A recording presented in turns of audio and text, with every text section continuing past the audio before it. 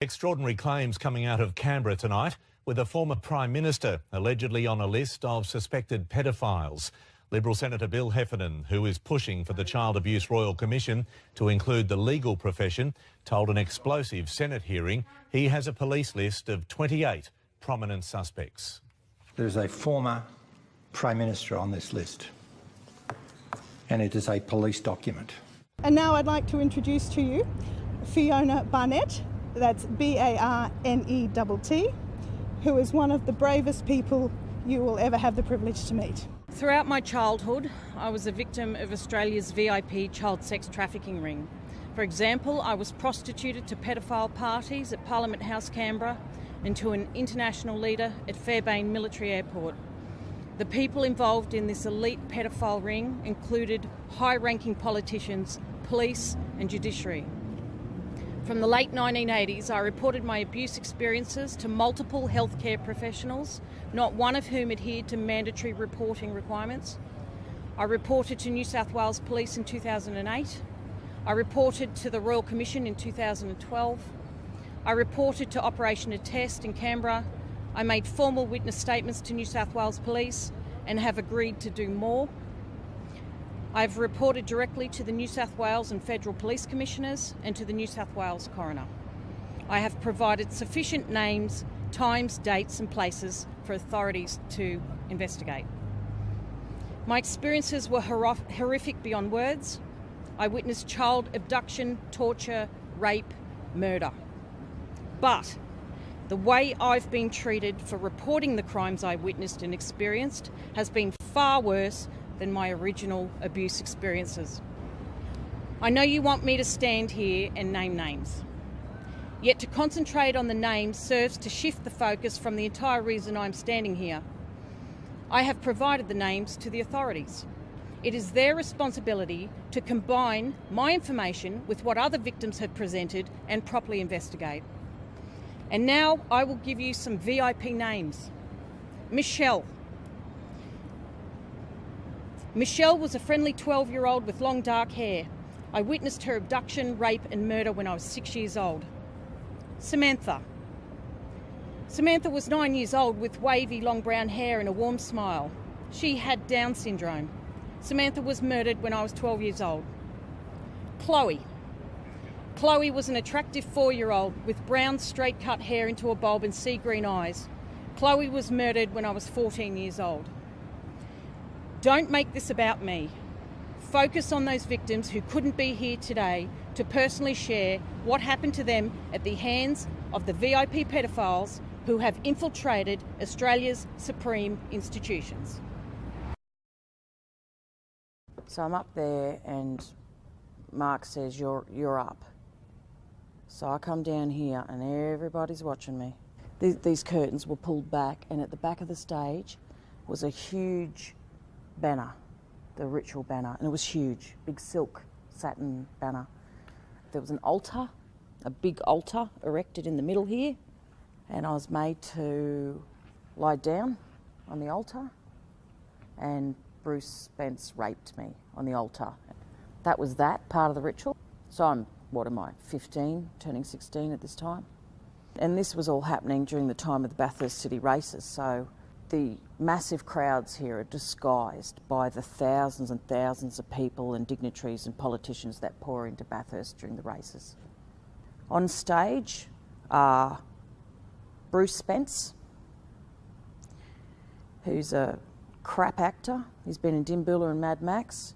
There's Richie Benaud, our Australian sporting legend who was captain of the Australian cricket team. He's dead now. There's John Avery, Police Commissioner, New South Wales Police Commissioner at the time, John Avery. There's Kim Beazley Senior. And then there's an obese red-headed woman who had long red hair. You know, there was a microphone here like this sort of thing, and Beazley's the main one, but it alternated between Benaud and Beazley. But they had a real wry sort of manner about them, and they had a similar demeanour and just mocking humanity. And Beasley was up commentating, presiding over things. When they dragged onto stage, they dragged a heavily pregnant woman onto stage here, and she was screaming her head off. And I remember sitting over there thinking, oh my God, she's not drugged, she's not hypnotised. And it was horrendous. So there's adrenaline going through her system and adrenaline going through her body, and she's heavily, heavily pregnant and naked, and she had a brown bowler haircut. And she's one of what they call a breeder, and she's used just for breeding, for these rituals and for child sex trafficking. And they drag her onto the stage and they lay her down, and the head for a sacrifice is always here, so they're and the feet's that end. Where she's screaming, right, Beasley's over here, and he goes to us, I'll never forget this, he goes, she's screaming and making fuss, and he goes, excuse us for a minute. And everyone laughs. Everyone thinks that's hilarious, except for me. And then they've got, because they had two big security guards dragging her onto stage, and they needed extra help, so Bruce Spence, who is like usually the thug type who likes to hurt people, Bruce Spence and John Avery, the cop, he used what he knows about holding people down, and the four of them pin her down. And they're holding her legs and her arms and whatever, shoulders. And then Benno has a ceremonial dagger, and he's like, it's further back. It's a shame this is here because he's further back, and he does his usual crap. You know, they worship their gods, you know, Baal, Lucifer, hail Satan, son of the morning, and all the other gods and goddesses, you know. And then he has this knife, and he slams it after he's done all his ritualistic sort of chanting and words and whatever, and people are chanting and whatever, and he slams this dagger, ceremonial dagger, 2 hands, into the woman's, I don't know, around about here where the bone ends, and he can get in, and he tears her open with the knife right down to the pelvic bone, and blood just pisses out everywhere. It's like a waterfall and just everything. And then they pull the baby out, and then there are people assisting, and they've got a gold platter, and they've got a chalice, and they collect the blood of the baby.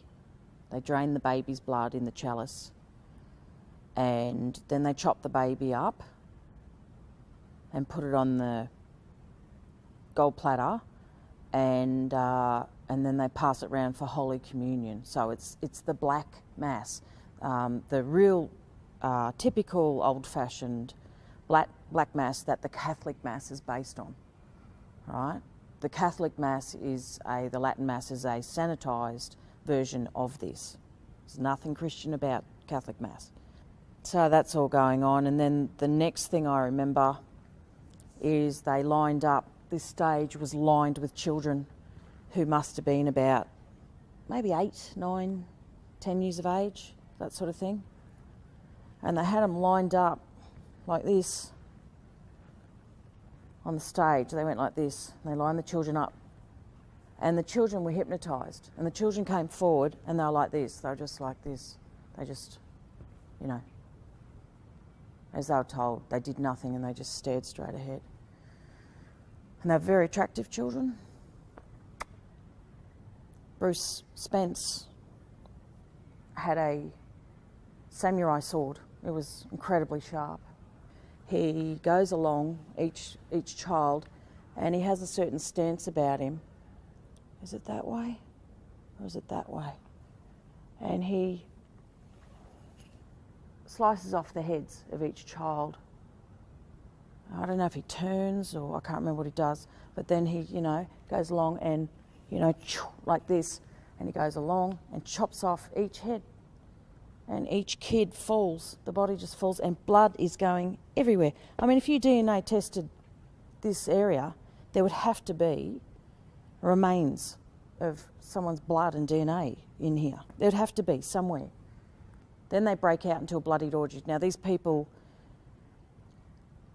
the whole point behind doing the, having the woman not drugged and not hypnotised is to pump as much adrenaline through her blood as possible, because these people are addicted to adrenaline, and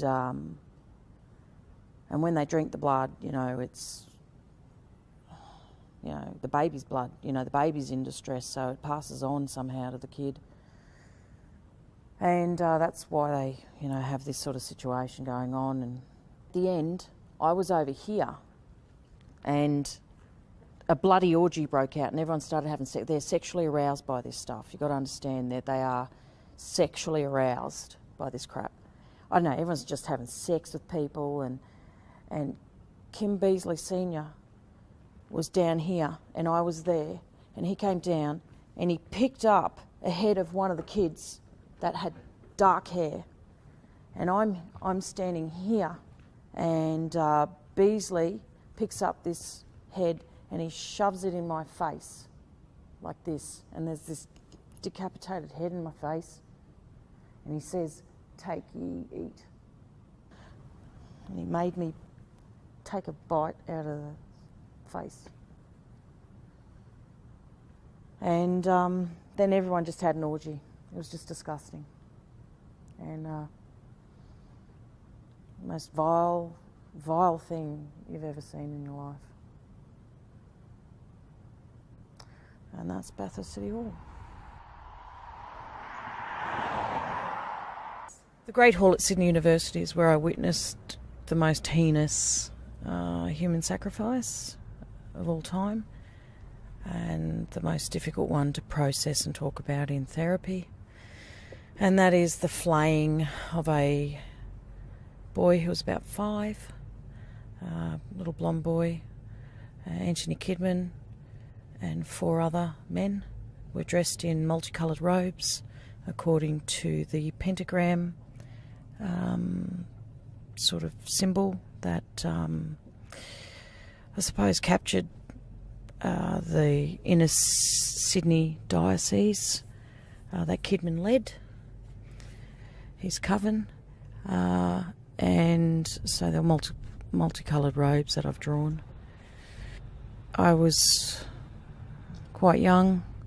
I tried to stop the ritual as soon as I realised what was going on and what they were about to do to this child. They crucified him and flayed his skin and pinned it back, and then they strung him up over. Once they'd done it, they did it to him alive.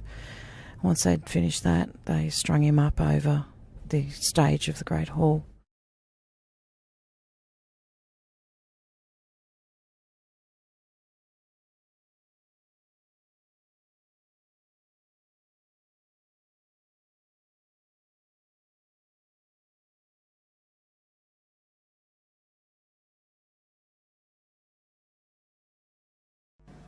Friends of the family and strangers and my family used to rape me, make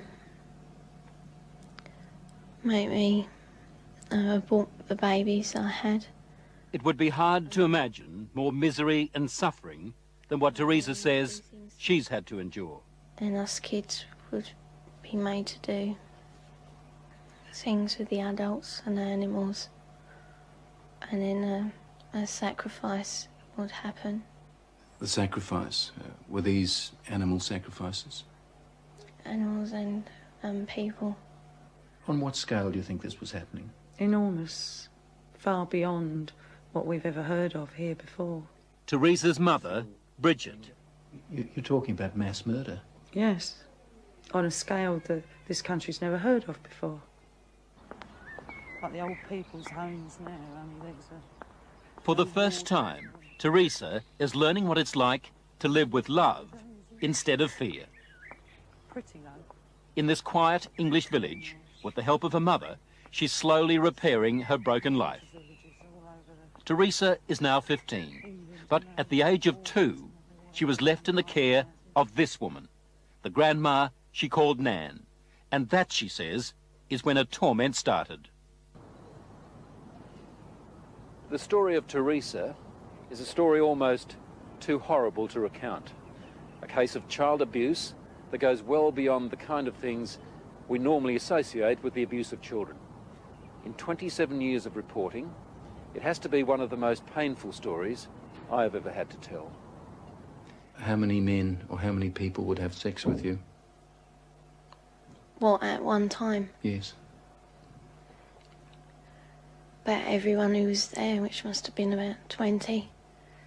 You know, from 10 to 20 people. If it was a big ceremony, it used to be 30. What would your grandma be doing when these men were forcing themselves on you? Usually laughing. Or smiling. Or having sex with another man. Or other men. A chronicle of debauchery and depravity so horrific it's hard to believe. You have to ask yourself, could Teresa be just making it up? No. I know what's true and what's not. No, I know what I saw. Children don't make up elaborate lies that this would have to be if it was a lie, which I know it is not. This couldn't be a terrible dream, a nightmare that you're reliving? No. It's no dream. It's a nightmare, but it's not one you can wake up from. It's there all the time. This really happened, you're quite sure of that? Yeah. The police don't think Teresa made up a story.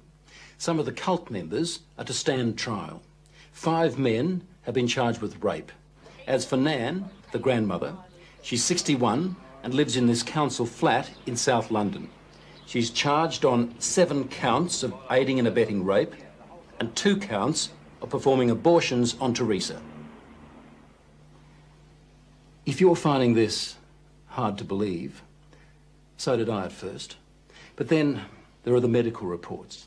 Evidence of sustained sexual abuse. And there's this, a statement prepared for 60 Minutes by Teresa's psychiatrist. It says, in my opinion, Teresa's account is not the product of a psychotic illness, nor the figment of a fertile imagination. I believe her to be telling the truth. I know what's true and what's not. We also took Teresa's story to this man, therapist Ray Wire. He reads a transcript of our interview and listens to her voice. It's no dream. Few people, if any, in Britain have counselled as many victims of satanic abuse or Satanists themselves as Ray Wire has. If there is an expert on satanic cults, it would have to be him. Do you believe Teresa's story? I believe Teresa's story. It's exactly the same story as I've heard from men who says they've done it. You've dealt with other cases like hers? Yes. 21 cases like hers, he says, in the past 2 years alone. Themes like they were put in boxes with spiders and worms, where they were trapped in fear, where there was a high use of excrement and urine, where there was talk of human sacrifice. Take just one of those rituals, putting children in boxes with spiders and worms. Now, listen to what Teresa told her mother. And they had a coffin-like box that children were put in with spiders and snakes and the lid shut and left in there. I would have come out deranged. I could not have coped with that mentally at all. You have evidence to back up stories like Teresa's, that this is really happening? Well, we have that age of child, 6, 5 and 4, giving information that ties up with Teresa. How do those children know? How do those children able to describe rituals, to talk about ceremonies, to talk about sacrificing animals? How do those children know? Nightmares, imagining it? You can't imagine those things at 3 and 4 years old, and you also don't have the evidence of anal sex abuse and oral sex abuse and all that other abuse that clearly those children have experienced and endured. During these ceremonies, was Satan, the devil, ever referred to? He was called Lucifer.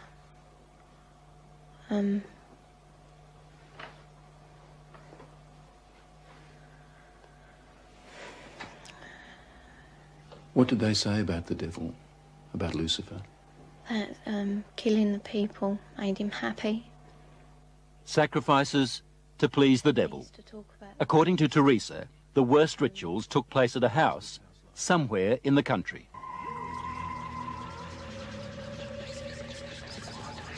Now, where was this big house somewhere in the country?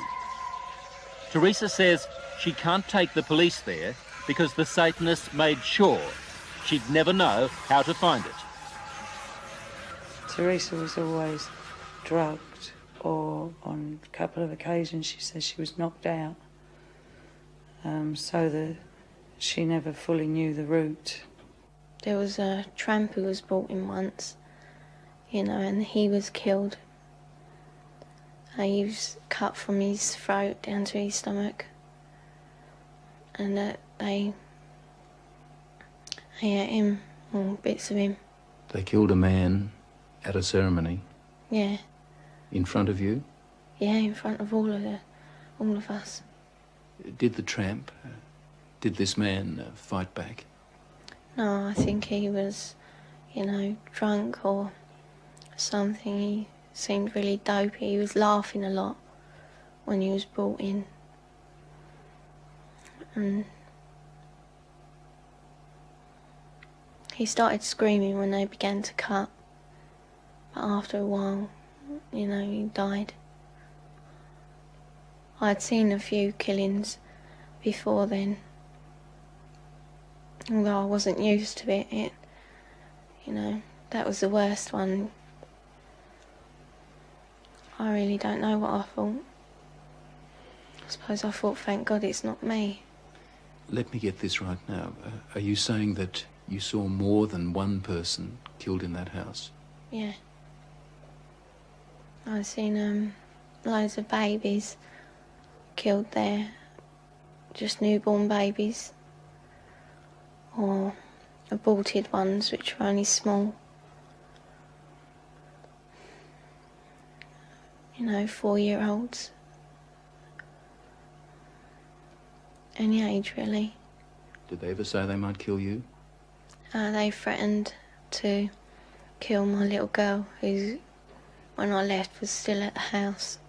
A friend? Huh? What little girl?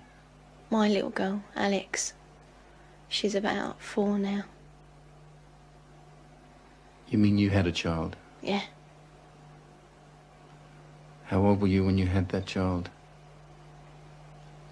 11. Motherhood at the age of 11. But from what Teresa told her mother, it wasn't the only pregnancy. We think about 7 or 8 times. It's hard to say.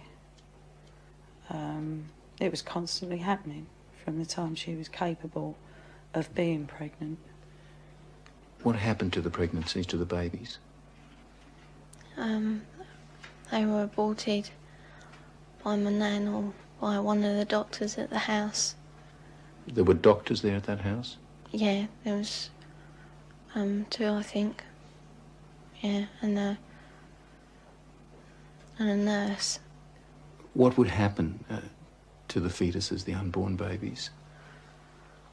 They used to be taken away most of the time, and one time baby was taken out of me and then killed in front of me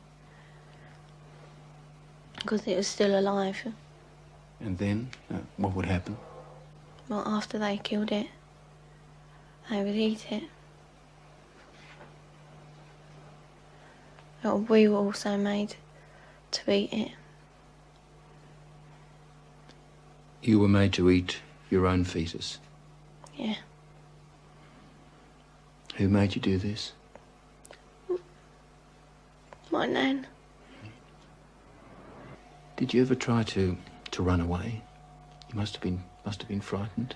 A couple of times I did, but my uncle, he caught me and brought me back. Going to the police? Did that occur to you? No. No. I thought it was normal, you know, even though I didn't like it. You know, I mean, you don't like to eat greens, but you know, somehow, you know, I thought it was just her being called to be kind or something like that. She said to me it was something that everybody did, she thought, you know, like you don't like going to school or the dentist, you don't like going to the black masses. It was never any different. I didn't have nothing to compare it to. All part of life, Teresa thought. As we said earlier, the police have already charged some members of the cult, and we know they're also investigating Teresa's accounts of those ritual killings. If there were as many as she told us, then the Satanists had a problem. How did they get rid of the bodies? They had a tub, you know, pretty big, I don't know. A very big tub, and they used to put the bodies and bones in there. And it used to go like, you know, fizzy and that. And then there was nothing left. Well, there didn't seem to be, but when they cleared it out, there used to be a sludge at the bottom. Teresa's story, her account, doesn't really surprise you. It doesn't surprise me in the light of satanic abuse, no. Do you get frustrated with people who just won't accept that these things do happen? Yes, because I've worked with murderers in prisons for years. Not that long ago, a boy was found in a forest in southern England without a head. We have no doubts that men can do that. And yet when we start talking about men within Satanism who actually believe in evil and it's the right to express evil, we suddenly have a doubt. It was big, you know, expensive. From the front, it looked like a castle. You know, it had a long drive and big double wooden doors. Do you think they were rich people then? Very rich.